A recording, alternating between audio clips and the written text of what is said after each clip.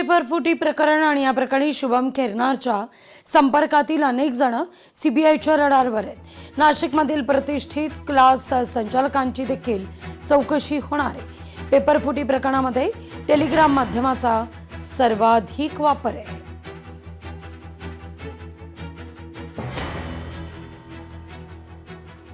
तर नीट पेपर फुटी प्रकरण आणि या प्रकरणी तपास अधिक तीव्र होण्याची शक्यता आहे। शुभम खेरनारचं पासबुक जप्त आहे। बँक पासबुक व्यवहाराशी संबंधित कागदपत्र जप्त करण्यात आली आहेत। आर्थिक गैरव्यवहार, पैशांची देवाणघेवाणही तपासली जाणार आहे। अधिक माहिती घेऊया आपले प्रतिनिधी महेश महाले यांच्याकडून। महेश, काय अधिक माहिती या सगळ्या प्रकरणात? आता मात्र नीट संदर्भात नाशिकमधील प्रतिष्ठित क्लास संचालकांची देखील चौकशी होणार आहे। शिवाय या सगळ्या प्रकरणी खेरनारचं पासबुक जप्त करण्यात आलंय। इतर व्यवहारांची कागदपत्र देखील जप्त आहेत।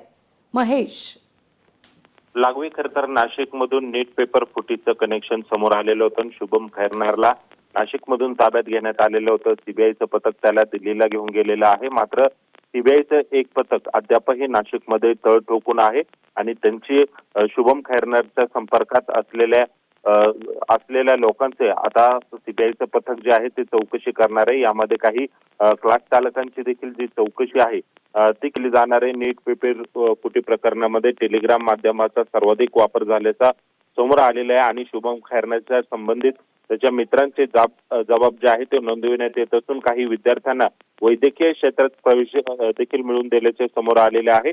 त्यामुळे एकूणच नीट पेपर फुटीमधून सीबीआयच्या पथकावर अनेक लोक आता रडारवर आहे। याच प्रकरणी जर बघितलं तर नीट पेपर फुटी प्रकरणामधून नाशिकमधून शुभम खैरनारच्या पासबुक जे आहे ते जप्त करण्यात आलेलं आहे। याचबरोबर सीबीआयने शुभमचा मोबाईल असेल, लॅपटॉप असेल, नांदगाव येथील घर आणि फ्लॅटमधून बँक पासबुक याच्या संबंधित व्यवहाराची कागदपत्र जे आहे ते जप्त करण्यात आलेले आहे। या प्रकरणात केवळ प्रश्नपत्रिका फुटीपुरता चौकशी मर्यादित न राहता काही आर्थिक गैरव्यवहार आणि पैशांची देवाणघेवाण झाली का याचा देखील तपास आहे तो सीबीआयच्या माध्यमातून होणार आहे। त्यामुळे या प्रकरणामध्ये अजून कोणाकोणाचे नावं समोर येतात, नाशिकमधून आणखी कोणाला सीबीआयचं पथक ताब्यात घेतं का याकडे सर्वांचं लक्ष लागलेलं आहे।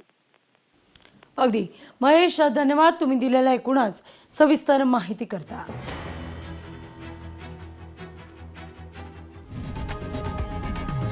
लोकशाही मराठी ऐका, पहा, जागरूक रहा।